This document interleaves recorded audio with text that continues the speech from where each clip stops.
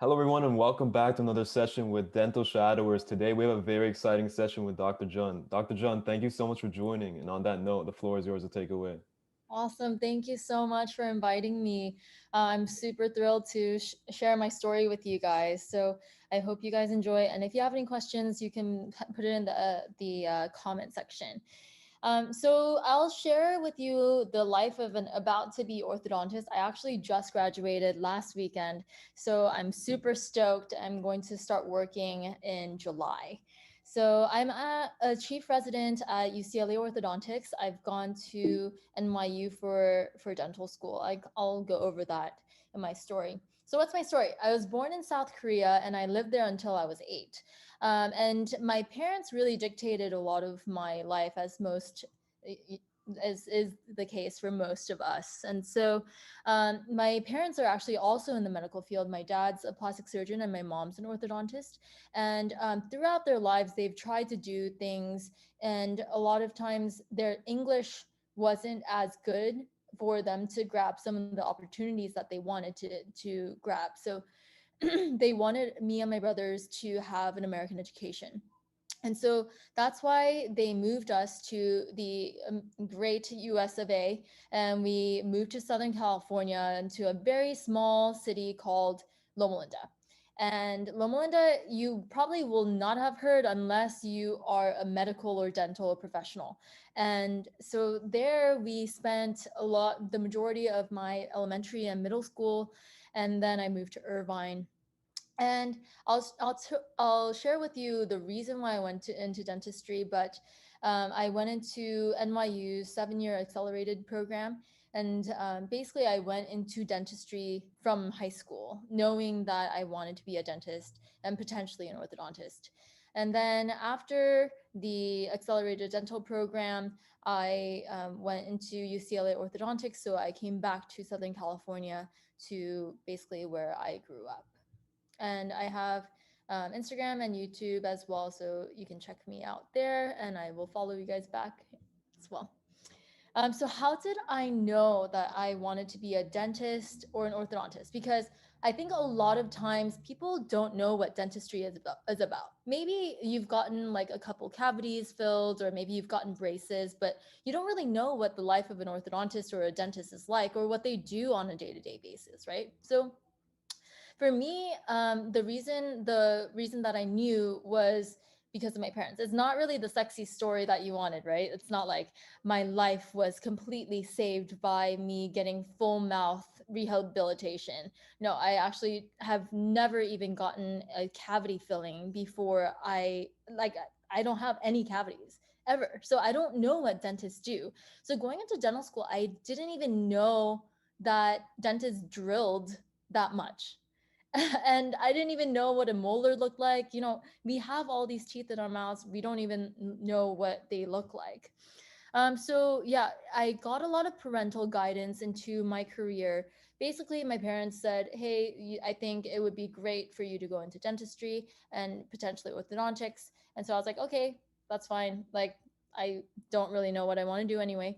And actually, when I was young, I thought everyone just did what their parents did. So it was either going to be a medical doctor or a dentist or slash orthodontist, right? So I was like, okay, that's just what I'm going to do.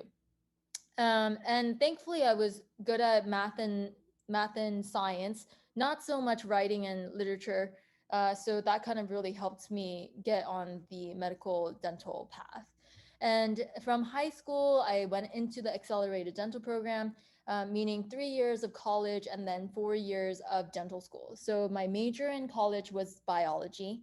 By default, I really couldn't actually pick or anything. And then I went into dental school.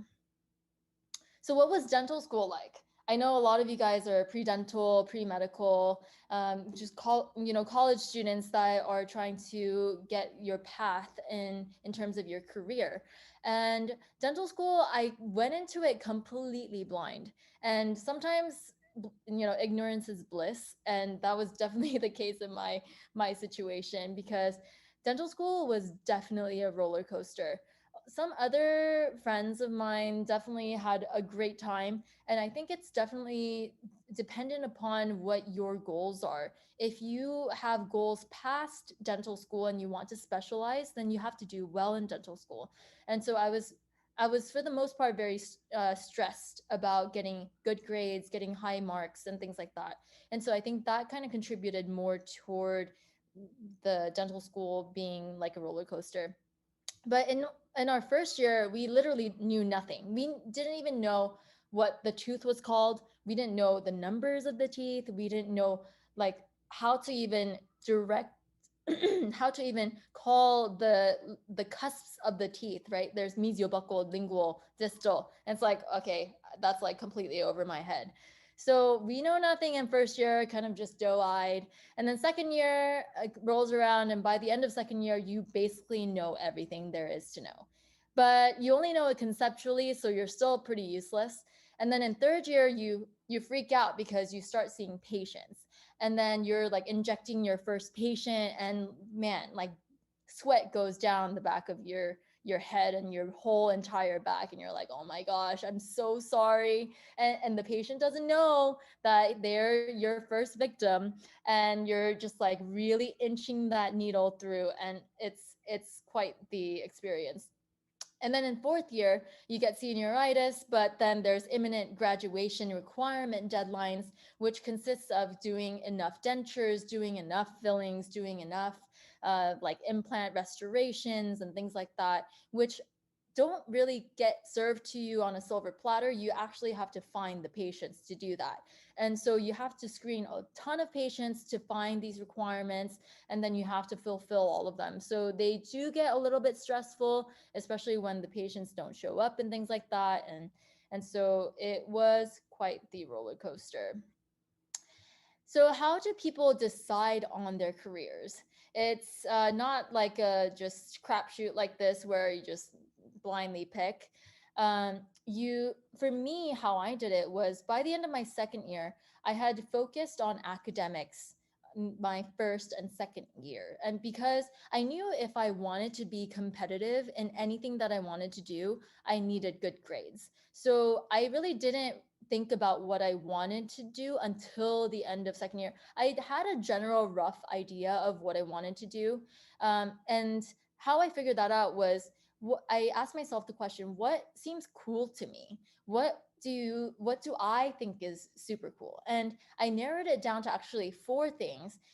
In my first year, it was aesthetic dentistry, which is like veneers, crowns, things like that. But I quickly got disinterested in it because of some people that I met, and the field and the people that it attracts.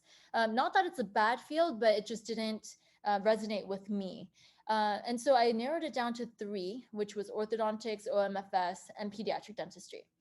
Uh, and and of course, orthodontics was one of the top on the list because my mom is an orthodontist, and so she was very heavily influencing me to, well, like persuading me to go into orthodontics. And so naturally I was considering it. And then OMFS, which is oral maxillofacial surgery. It's basically oral surgeons. They do all sorts of surgeries like jaw surgeries or extractions, third molar extractions, or any diseases like oral cancer resections, ton of like head and neck things. So they're like actual surgeons. And I mean, as a dentist, you're also a surgeon as well because you are cutting into human human tissue. But I really loved the thrill of being in the OR. I got to go into the OR, kind of just feel out what that felt like, and it just really lit me up. So that was really cool to me. And then pediatric dentistry actually really was fun too because you get to interact with a lot of kids, and that's very high energy because all of these kids are so young, so vibrant, and you kind of have to match their energy in order to work with them. And I did find a knack, and my pediatric dentist faculty did tell me that I think I would do well in this field. But ultimately, my parents kind of won out, and they said, orthodontics is going to be the most long run career. Orthodontists that they actually practice well into their 80s and even their 90s if they do survive into their 90s. And so I was like, okay, that makes sense. Also, another thing was I observed faculty in each specialty. So I observed what orthodontists are like, what oral surgeons are like, and what the pediatric dentists are like in my school. And so by observing these kinds of faculty in different generations, I only looked at the females because I'm a female. So most likely my life is going to be most more like theirs. And after I observed each of these specialties, I decided that orthodontics actually has the most youthful and graceful faculty. And that might have been a kind of a narrower perspective because I might have been limited to the people in my school, but I still liked their lifestyle. Even if they were older in age, they were still very youthful and they were all very put together. So that's ultimately how I chose orthodontics.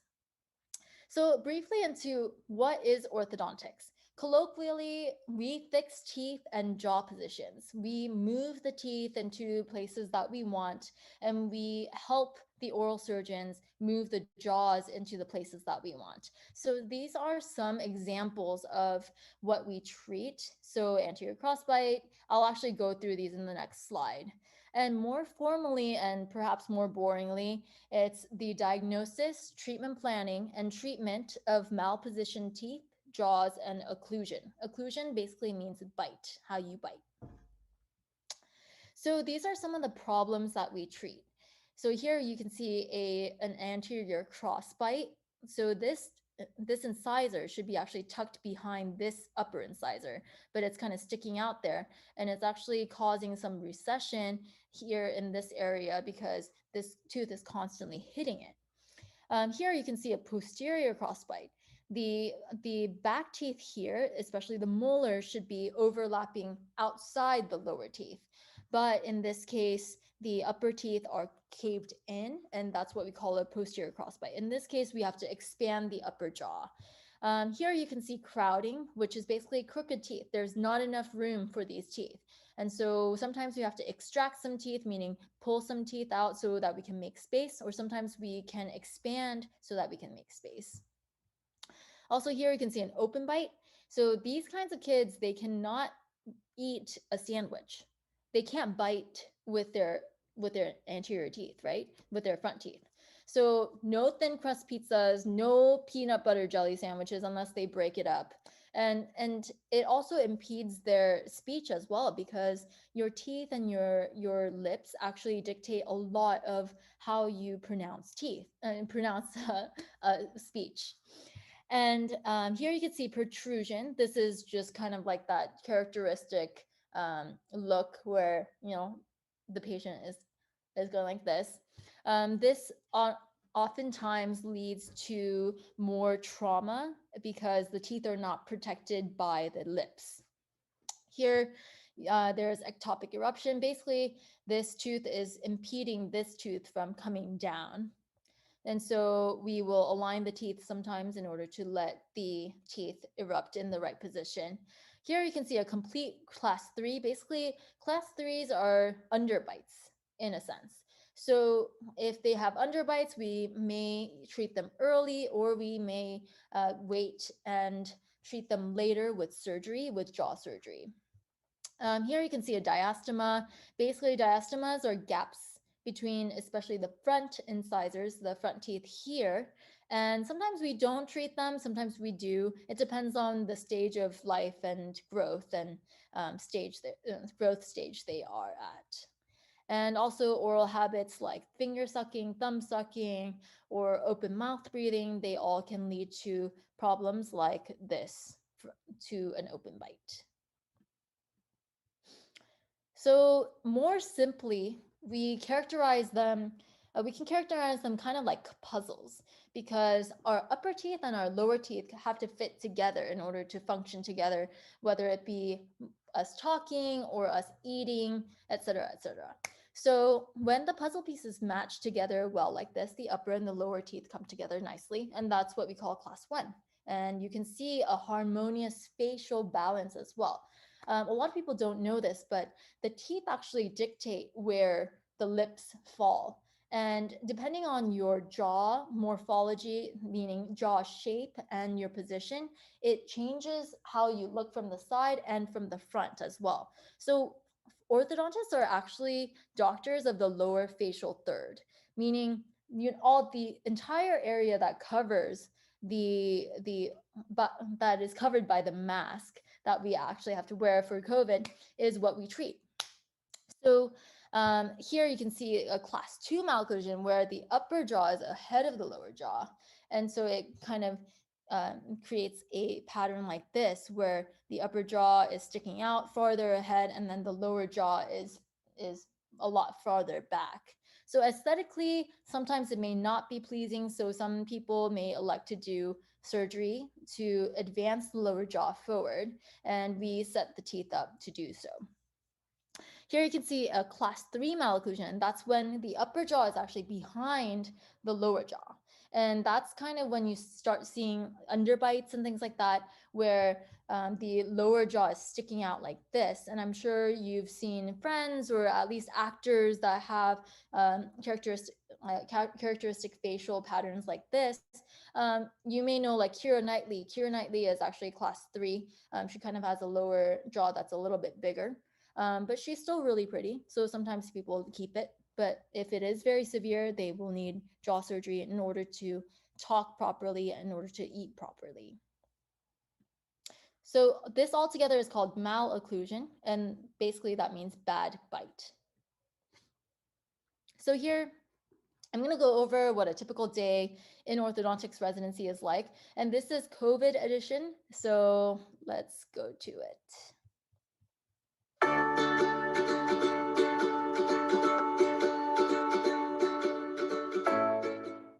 Hey guys, my name is Jeon and I am a third-year orthodontic resident at UCLA. I've been getting a lot of questions as to what a day in the life looks like for an orthodontic resident, so here is a day. It's golden hour.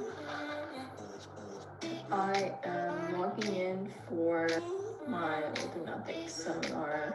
Dear Sunny. Hey, you're looking into the bright lights? Is that what's happening there? There you go. Okay.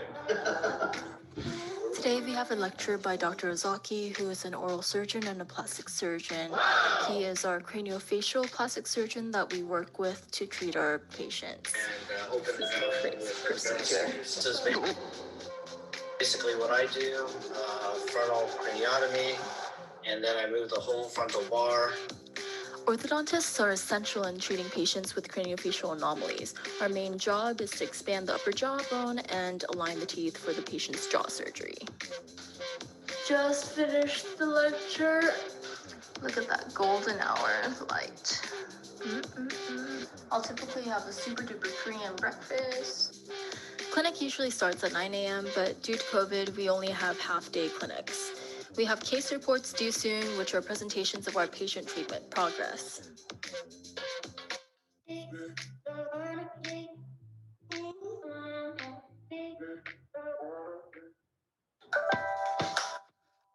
Oh my god.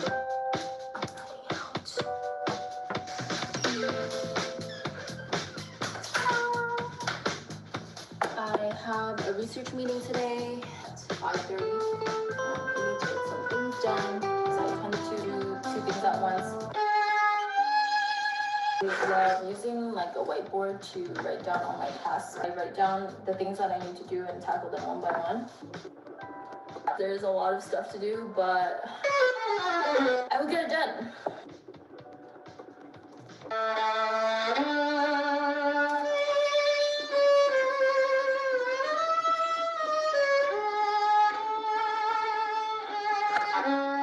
Are going to school.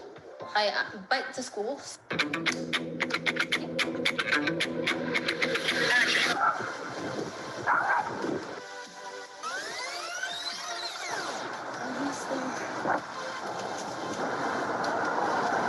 Here are all the residents and the faculty.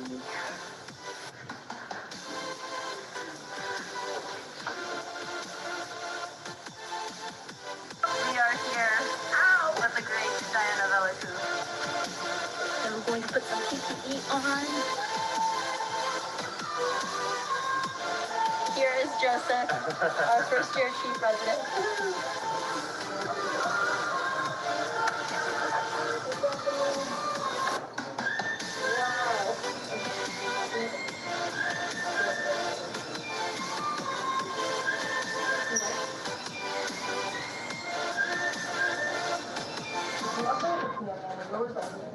I'm glad that you take a piano and see, the root arrow. Yeah. Thank you. Not only that, when you were on before, you played on TikTok. Yeah. Oh my god. We're doing legal.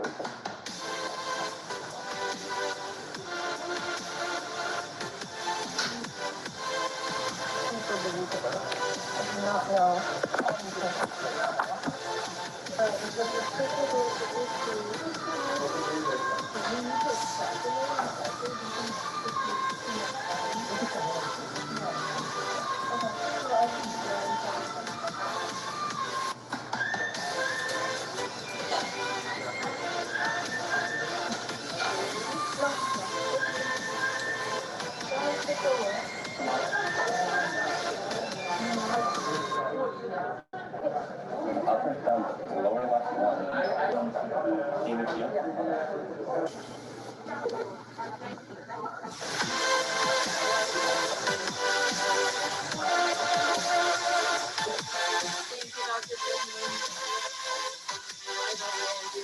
Nope. Not Joseph. Oh my god.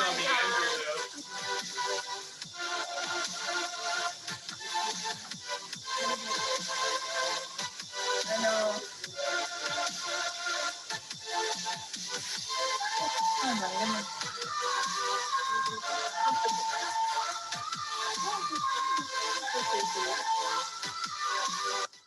It is currently 7:05 and we are working on our x-ray tracings for our case reports.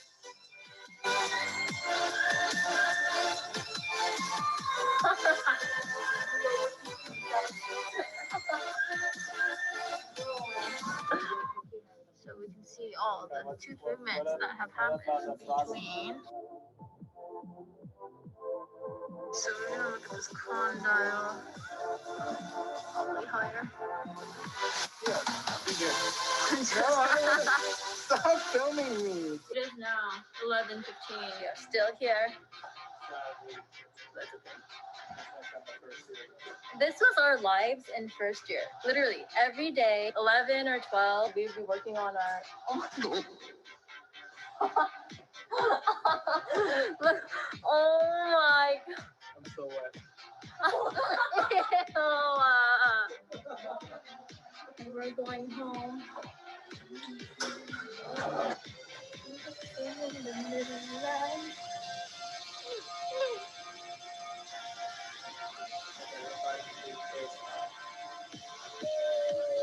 Going home. Wow, I've gotten so much better at biking. I can actually film myself.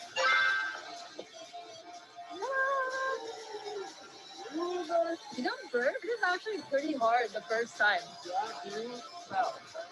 Yeah, and then you have to go to the hospital. Remember? Yeah. Look at me now. Wait, what? Look at me now. Look at you now. Look at me. Look at you now. Look at me. Hi to the camera. Bye, camera. Bye. It's kind of nice to be out here when no one is out here. All right, I am back home now, back at midnight. I am going to take a shower. Wow. Tomorrow I have more work to do. My desk is kind of a mess with all of these models that I need to work on. This is all a learning experience, soaking in everything that I need to during residency so that when I go out to practice, I will be able to do all of the things that I learned. It's at least kind of an incentive. Anyway, I am gonna go and we'll see you guys later.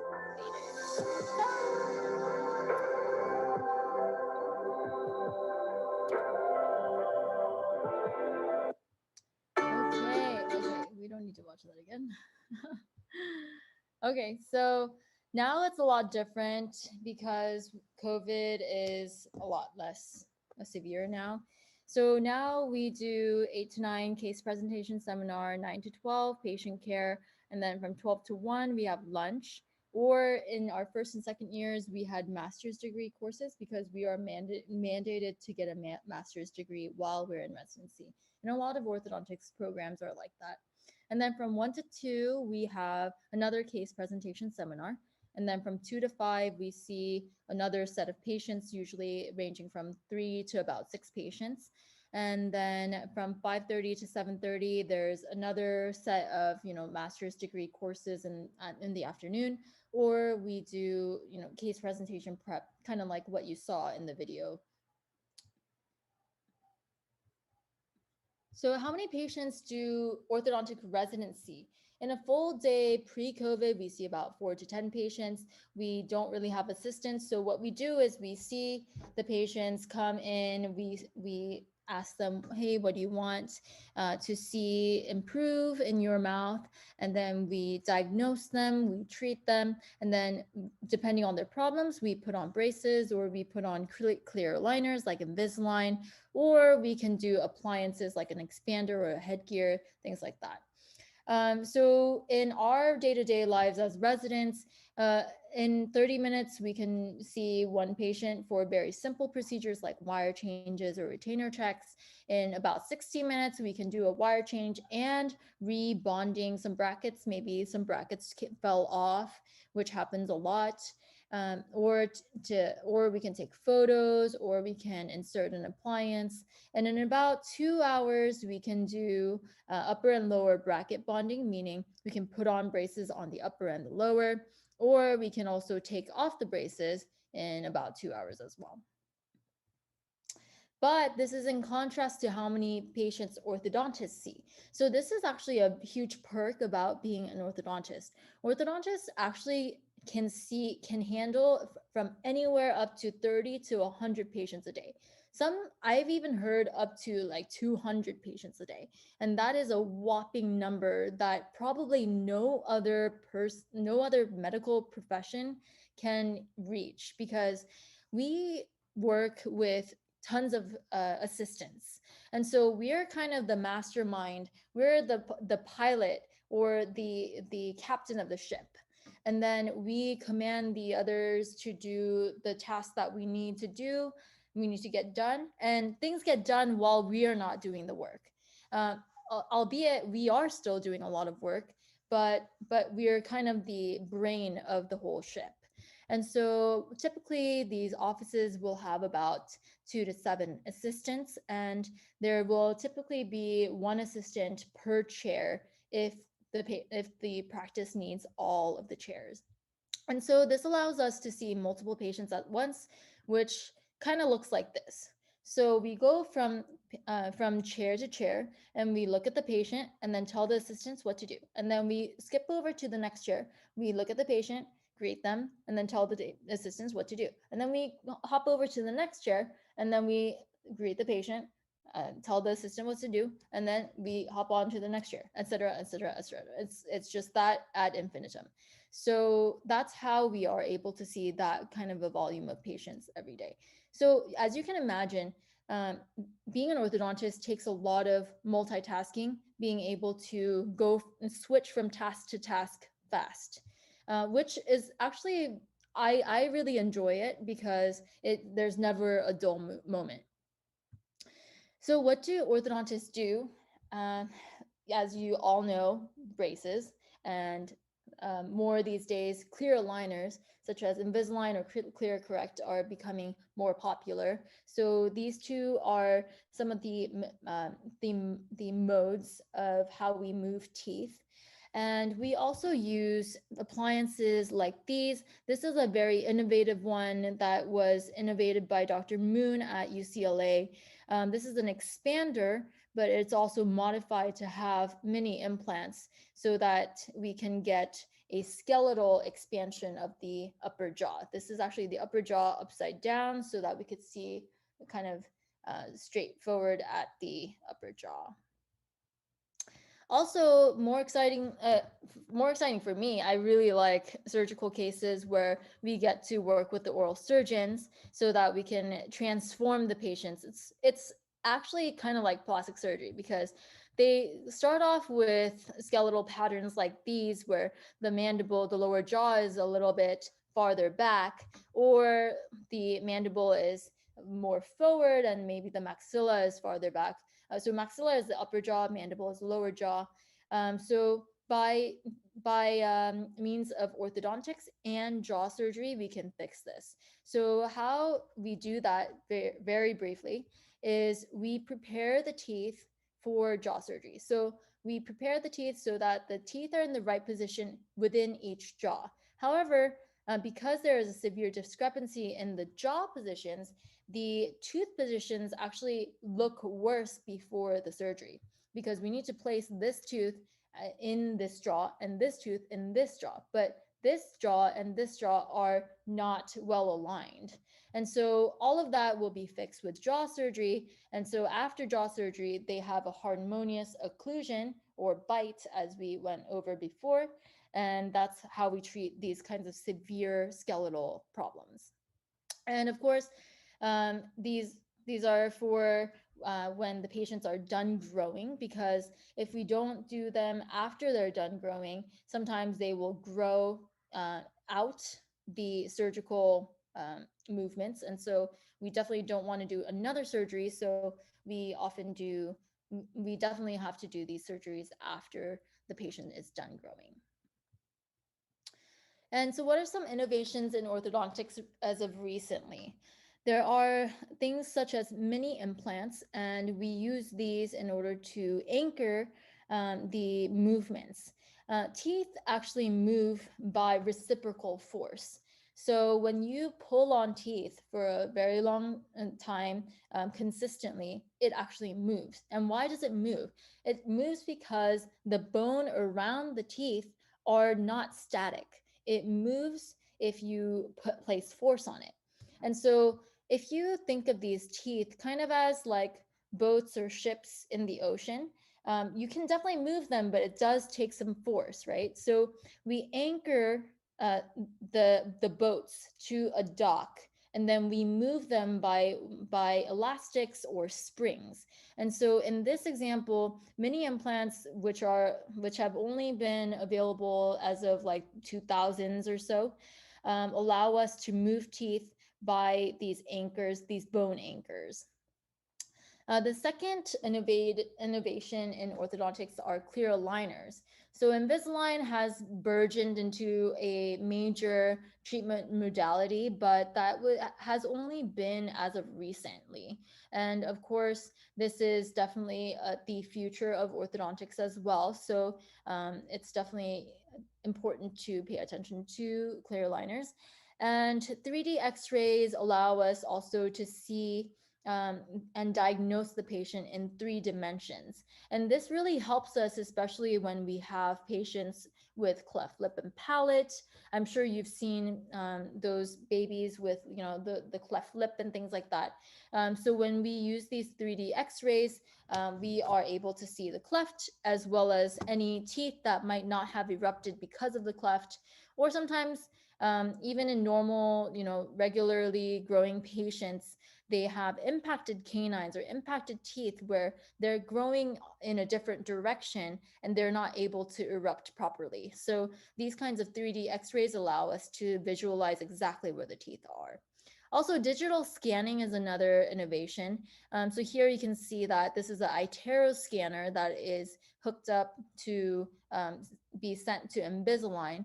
So you are able to actually take a 3-dimensional scan of the teeth and then digitally send that to the company to then make aligners so that they can chip them back and then deliver to the patients.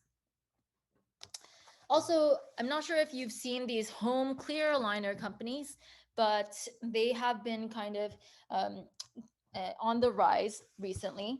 And these direct-to-consumer companies reduces the cost of orthodontics and increases the access of orthodontics to more people, because only about 2% of the population get orthodontics. And that's because there is a rate limiting factor of cost to braces and treatment and things like that. So that definitely is a pro of these at-home clear aligner companies. But because they are not accompanied by proper diagnosis and an orthodontist who, or even a dentist who may not properly diagnose them, this sometimes leads to more problems that may arise. And so let's say, for example, the patient that had a very severe skeletal problem received these kinds of clear aligner treatment, their discrepancies will actually become even bigger. And so they end up having to seek an orthodontist to get rid of the problem anyway, and then it becomes an even more expensive endeavor. Also, just simple things like undiagnosed problems such as cavities or bone loss or skeletal discrepancies can also lead to patients losing their teeth. Because when you move teeth and the bone is not stable, the teeth can actually just fall out. And so that is definitely a danger of these kinds of home aligners. Um, and there have been some multiple class action lawsuits as well. So what did I do to get into orthodontics? I think orthodontists are kind of a profession where kids know a little bit about them to know sometimes that they want to become an orthodontist, whether it be because they own a Ferrari, or whether it be because they're nice to them, or maybe it's because they gave them a really nice smile. All of those things could be valid reasons. But here is how I did it basically. In high school, I took a lot of AP classes, as many as I could. That I definitely didn't take all of them, but I took like math, all Calc BC. Um, what else is there? I forget. But all the math courses, and then all the science classes such as biology, physics, chemistry. I think I also took AP US history, but I actually wasn't in the actual class. I just took the AP course because all my other friends were taking it. I don't like history, by the way, so I'm not a forte in that. And then I did a lot of extracurriculars, such as like orchestra and all the things that my friends were doing, like choir and things like that. I was not into sports, but some of my friends were into sports. Honestly, it doesn't really matter what you do in high school as long as you do something. And in pre-dental, I went into the BADDS Accelerated Dental Program at NYU. Definitely GPA was the number one factor. We had to maintain at least a GPA of 3.5. And if you dipped below that, you were automatically out of the program. And so that was definitely one major factor that I focused on. And then DAT for us was not as big of a deal because we were already on our way to dental school. So our counselor told us we just need above a national average, which at the time was I think 19 or 20. So my goal was, okay, let's get 20 or over, and then I'll be done. I'll be okay. And so actually for the DAT, I actually did study, but I didn't study as if this mattered like 100% in my life. Um, so uh, actually I kind of did, but it wasn't life or death.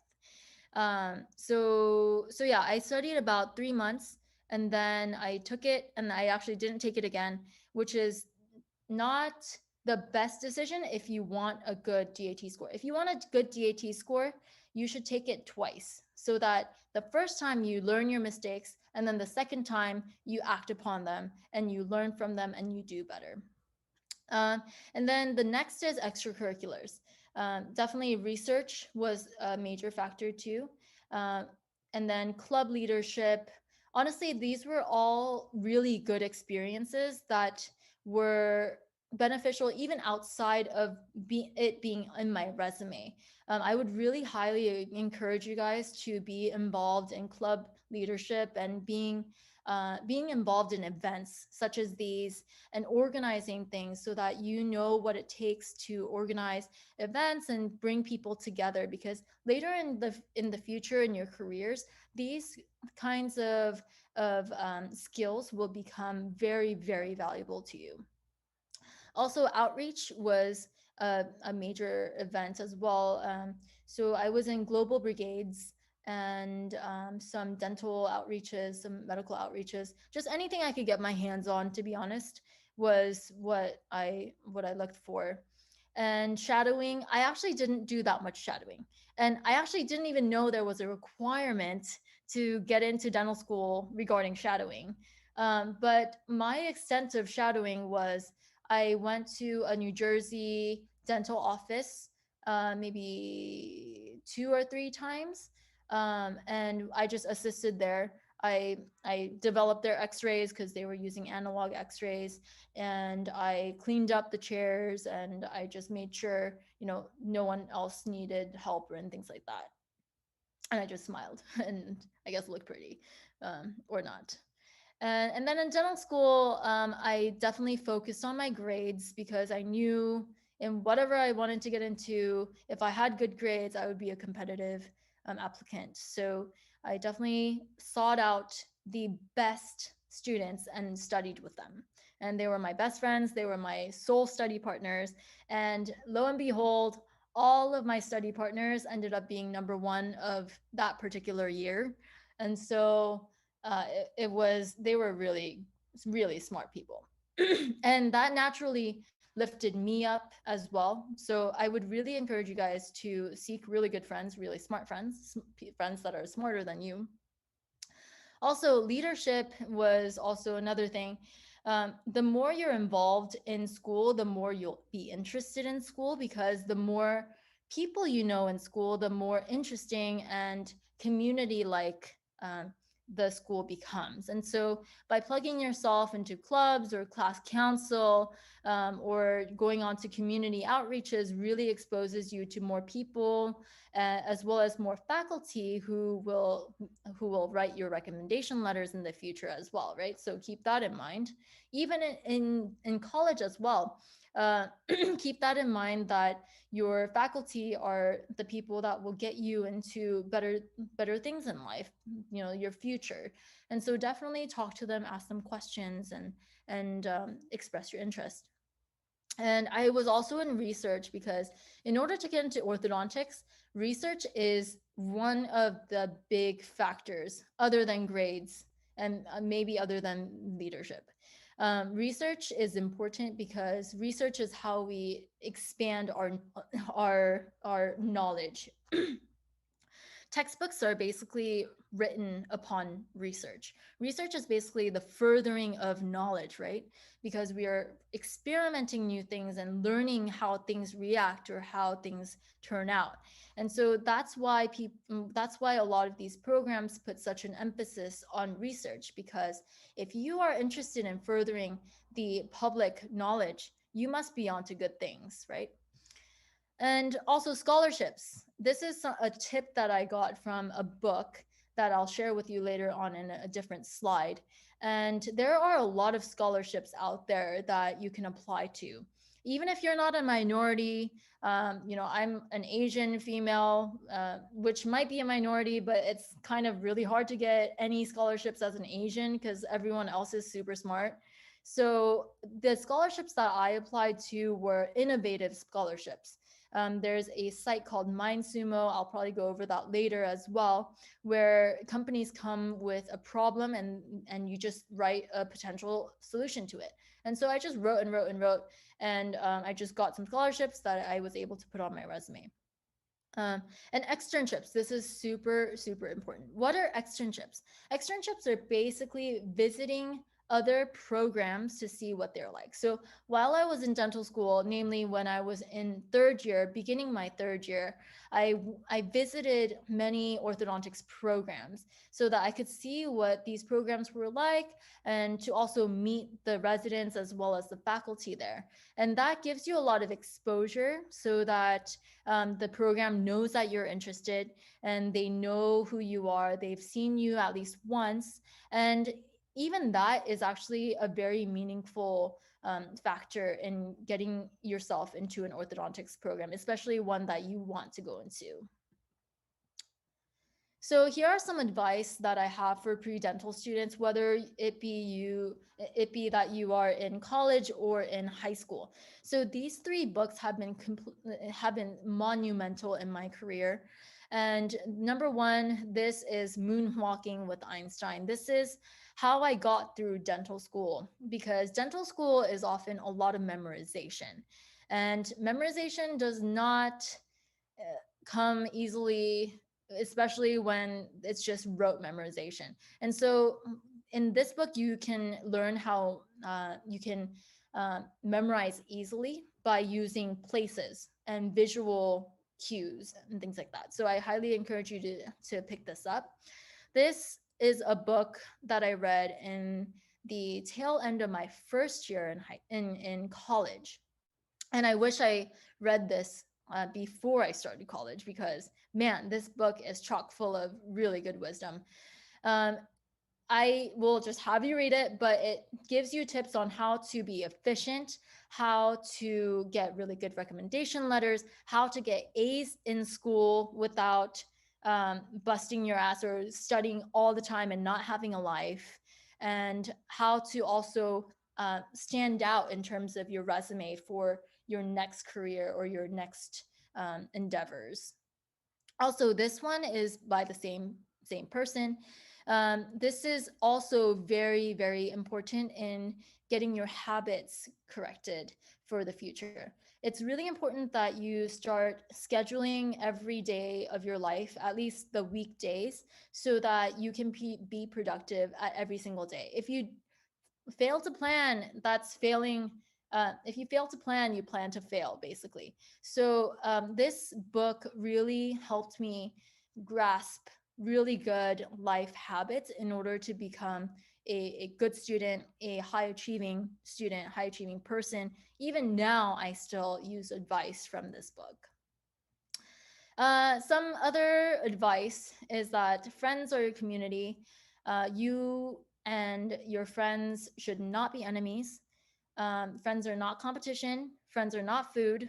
And you should actually collaborate with each other, share information with each other, because your actual competition is out there in other schools where you don't even know what they're doing, right? But you are still competing with other people that you might not know. So don't burn bridges.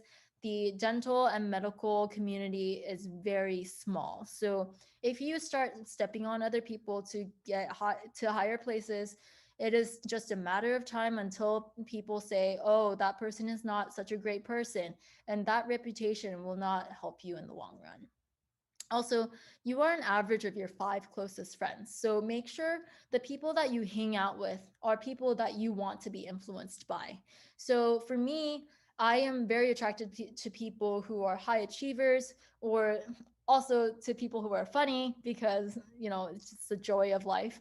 And also people who are very motivated and very smart, and people who get the big picture and get the things that are important. And you will gravitate to the things that you like or you want to seek out. But sometimes be conscientious of who you surround yourself with.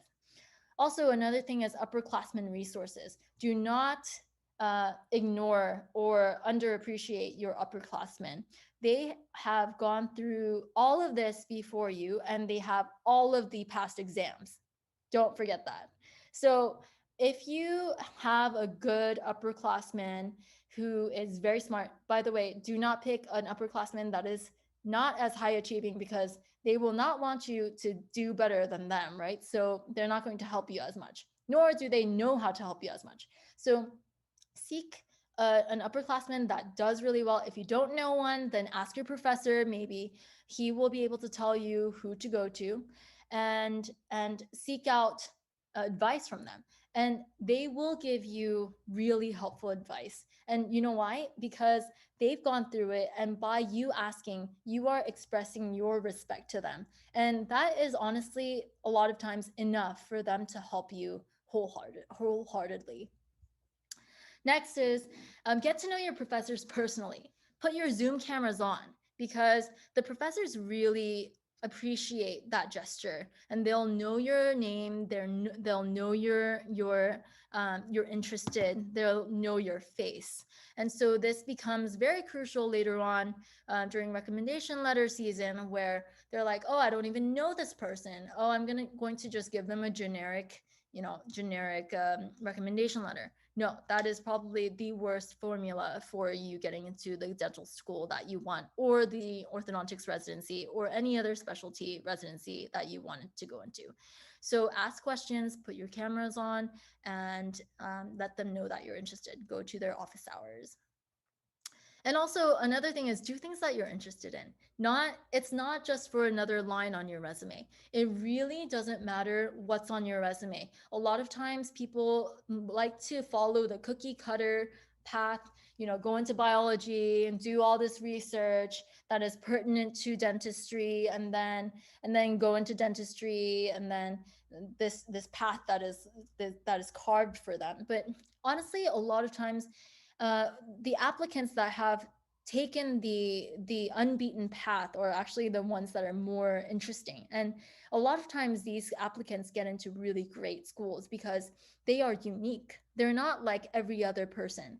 And so even if you are not a science major, do not be discouraged. You can definitely get into dental school if you want, and you don't even have to do research that is pertinent to dentistry. Like, you don't have to do chemistry or biology or, I don't know, anything else research. You can even do research on like sociology or cooking. I don't know. You can be super creative as long as you have the passion. That is all you need.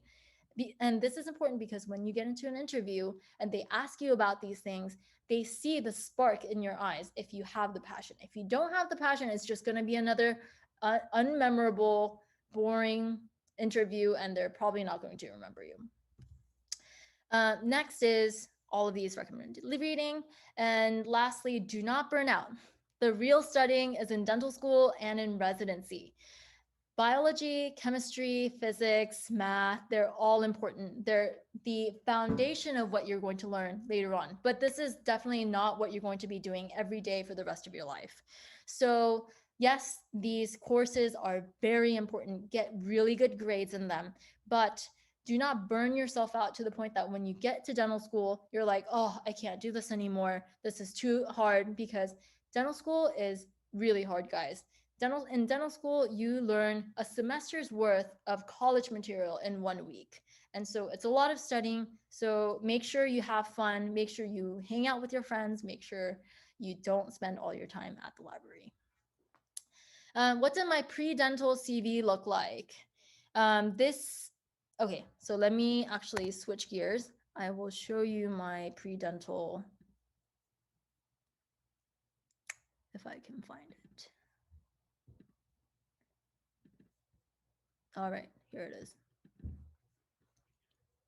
So here it is, once it gets pulled up. I definitely would not have done my CV the same way that I did it. In retrospect, I would have put in color. I would have put in my headshot. I would have put in all the things that I did instead of the select few. I was told that you need to keep it down to 1 to 2 pages. But little did I know, in residency, I found out that the longer your resume is, the better, because you don't really have the option of doing longer resumes if you didn't do things. If you did do things, you have the option of it being long. So for me, I actually encourage a lot of the pre-dental students to make their resumes as long as possible, because a lot of times they follow the traditional way of 1 to 2 page resume, and it's not unique. And maybe in the future, these long CVs will become more commonplace. But this was my resume: education section, high school, leadership activities. So we did World Vision at NYU. I even put in my high school newspaper for the dental school resume, and senior class council, World Vision at UHS. in high school. So I don't know why I included these high school stuff. I should have just put in more college things that I did. For example, I was a worship leader at NYU for the Christian club. And so I didn't put that in because I was like, religion is probably not such a great header in a resume.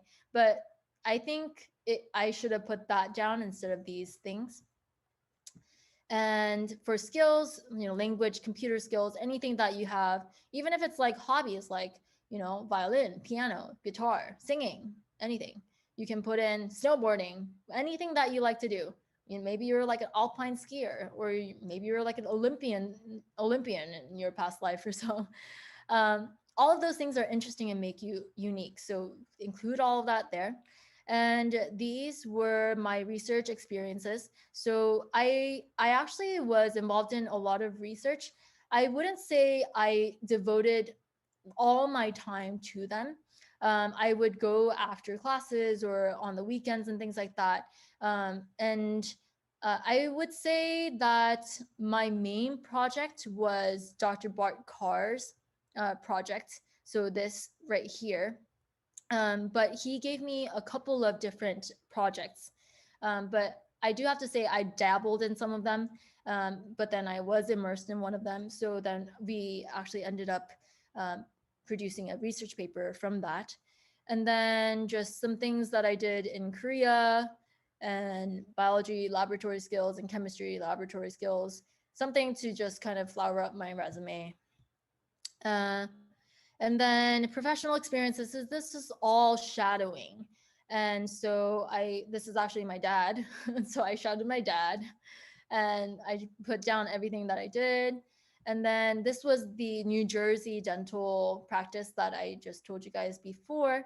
And he was actually a family friend of ours. And so he was kind enough to let me go shadow. And I just kind of helped around with everything and looked at the patient cases and if they let me and things like that. And then this is also my mom's dental hospital.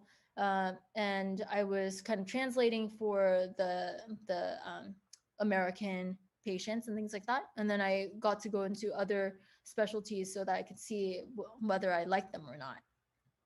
So I just like go to work with my mom on the holidays when I'm back home in Korea.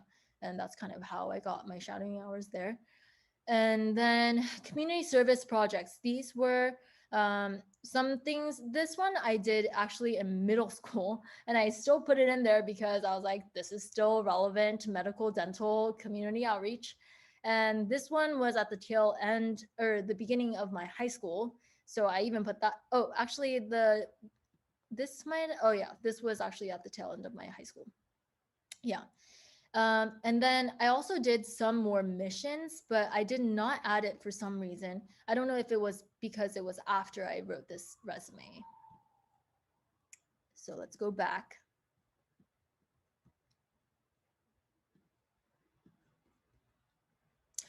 So if I were to do this again, I would go to canva.com. They have amazing resumes and just beautiful outlines and layouts. So I would definitely encourage you to go there and then definitely put in a professionally taken headshot, pay someone to do it, and then paste that there and make sure there is some empty space. Don't chock full your resume with words because then the eyes don't know where to go. Kind of take inspiration from magazines. Magazines have empty spaces and it makes the reader want to read them, right? So make your CV look kind of like a magazine. Let me actually show you guys an abridged version of my later. Actually, I might do that at the end because I don't know how to find this. Actually, maybe I can. Okay. So this is an abridged version of my CV. So this was kind of an upgraded version of my current resume. So this was after dental school. And this was actually meant for my employer to look at. And so this is post-residency kind of a resume. But as you can see, there's empty spaces. There's my headshot professionally taken. There's colors, there's some bold, and it's in more interesting font than just Times New Roman. There's more colors here. Definitely a lot more readable, a lot more pleasant on the eye, a little more fun with the skills and hobbies section, things like that. Okay, next. All right, actually that's it. If you have any questions, I will tackle them at this point. Yeah, thank you so much for that. We got a couple questions here actually, Yes. from the audience. We can get started right away. We have a couple questions we can take. The first one is, can you give us advice in how to get into the 7-year DDS program? Yeah, of course. So as I referenced before, maybe I should share my screen again. I took a lot of AP courses and I did have a pretty high SAT score. So I pulled up my resume here. In high school, I took a lot of AP courses, so my GPA was on the higher side. And then SATs were actually out of 2,400 and at the time. And so I took the SAT twice, and there's the thing called, score choice or something like that. And so I was able to mix and match my best scores. And so in math, I got a perfect score, and then writing a little less than perfect, and then reading is not my forte. So I really had to work on this to get a 720 on that. And then writing, I think, I don't really remember what my writing score was. And then in high school, I was a part of founding actually World Vision at my high school with a couple of my friends. I would say it's actually due to all my friends. I honestly just tagged along and did some responsibilities that they couldn't handle, but I had a really good friend that was very motivated and had a lot of initiative. She ended up going to Yale, of course, because she was very motivated. But having those kinds of friends really helps because it really pulls you up, and you can put the stuff that you guys did together on your resume. And it becomes like a hangout session and a very productive session. So it all just works out in the end. So that's another thing. And then all the AP courses. Perfect. Yeah. The next question is it possible to specialize if you're not the top of the class? Also, is it better to work as a general dentist before going back to specialize? That's a great question. It really depends on the specialty. Going back to the first question, do you have to be at the top of your class to specialize? That is a definite no. You do not have to be at the top of your class, but you do generally have to do well. And but there are certain instances where even if you didn't do well in terms of GPA, you will still be able to get into the specialty that you want. Now it gets a little bit harder if you don't have good grades, because that's kind of the filter, the first filter that people look at in order to rule out candidates. But I know one person who had a GPA below 3.0 and still became an orthodontist. And that was because he was super stellar at being a leader. He was president for all 4 years in dental school, knew basically all the deans of the schools, and knew the faculty, just had an amazing personality, right? So when those kinds of things shine, it's definitely still hard with a GPA below 3.0, but that person really showed me that it was possible. So do not be discouraged. If you want to do it, there's a way. Keep going and keep trying. Oh, and then the next question, which was about whether you should be a GP before specializing. For orthodontics, there's actually two kinds of programs. There's a hospital-based program, and there's a more institution, like academic-based program. UCLA is more of an academic-based program. The hospital programs are the ones that are hosted by hospitals, so they're not actual universities. Those kinds of programs will want you to have prior GP experience, like general dentist experience, before getting into them, because they're mostly clinical. They're just seeing patients. whereas more university-based programs have a lot of didactic courses and things like that. So they do pick a lot from, just the fresh grads, as well as people who have worked in the past too. But for other specialties like endodontics in general, so endodontics is where you do root canals, and that profession, that specialty in particular, wants you to do general dentistry before you go into the specialty. So it really depends. Perfect, thank you. The next question is, would you have chose a different field in dentistry if it wasn't for your parents persuading you? Yes. So I most likely would have picked oral surgery. And that is because it's a very glamorous title to become an oral surgeon. And they are also technically the highest producing in terms of salary too. And so naturally, my dad being a plastic surgeon, like whenever I told my friends that my dad is a plastic surgeon, they're like, whoa. So naturally I was like, oh wow, I want to be something like that too. And so that's why I wanted to be some kind of an oral surgeon, like some kind of a surgeon. But my dad actually really dissuaded me from doing surgery because surgeons do have a shorter career span, because once they hit a certain age where they can't really have the dexterity of, like, let's say a fresh grad, they're just going to not be as competent, or their bodies are going to be stressed, and so at that age they're basically going to retire.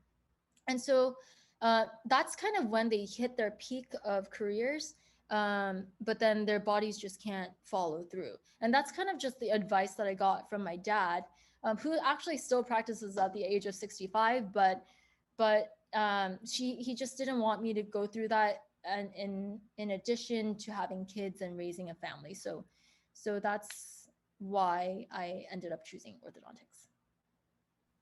Great, that was a very good answer. Thank you.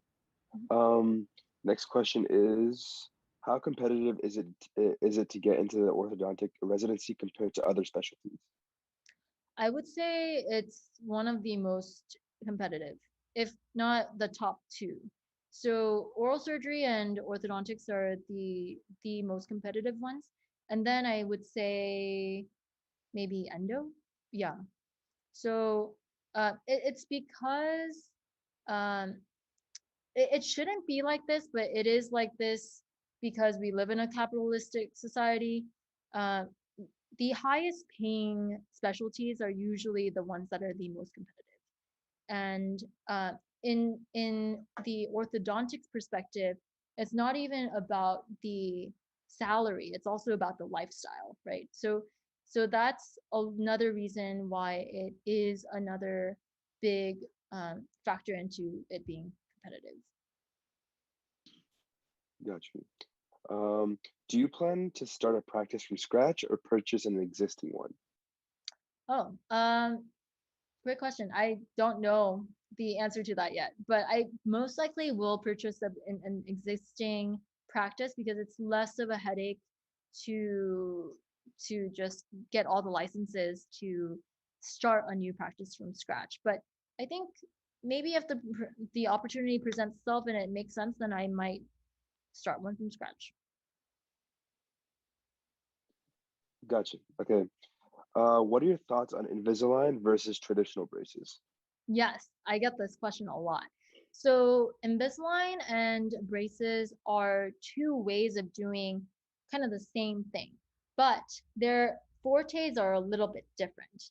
So it's kind of like, like a male versus female, or maybe that's a little bit sensitive, um, or like a butter knife and a steak knife. You know, they have really different functionalities, but they're still knives. They're still modalities of moving teeth. And you can't cut a steak with a butter knife, right? And nor can you really, lather butter effectively with a butter knife, with a steak knife. I mean, I guess you could, So steak knife is kind of like the analogy for braces. Braces basically can do most things. Invisalign can also do most things, but are not so great at some things, such as root movement. If you need the root of the tooth to move, it's probably going to be very, very hard to do with Invisalign because it just doesn't allow us to grab the tooth as much as braces do. But in terms of the Invisalign, it is better in certain circumstances, such as open bite cases, or patients who just don't clean their teeth, or patients who just don't want braces in general. So it really depends on the malocclusion. Got you. Thanks for talking about both sides. Now, our final question that we have today is, have you ever found yourself overwhelmed by the workload at dental school? If so, how do you get over it? How do you manage your time daily with so much courses and work every day? Yes, this is a very good question. I was overwhelmed all the time, and it's okay to be overwhelmed. I think a lot of times, us going into dental school, there are a lot of high achievers. You know, you have to be a high achieving student to get into dental school. And everyone gets into dental school thinking, wow, I'm going to ace all the classes. I'm going to do so well. And then the first exam hits, and then some people don't do that well, and they're like, oh, F it. I'm just gonna, do whatever. I'm just not gonna study. I'm not gonna try that hard, because if I don't try that hard, it doesn't really reflect on who I actually am. So yeah. But it's you kind of have to go into it thinking you are always going to be overwhelmed, and that's okay. It's kind of like that meme where you're like burning in the fire and it's like everything's fine.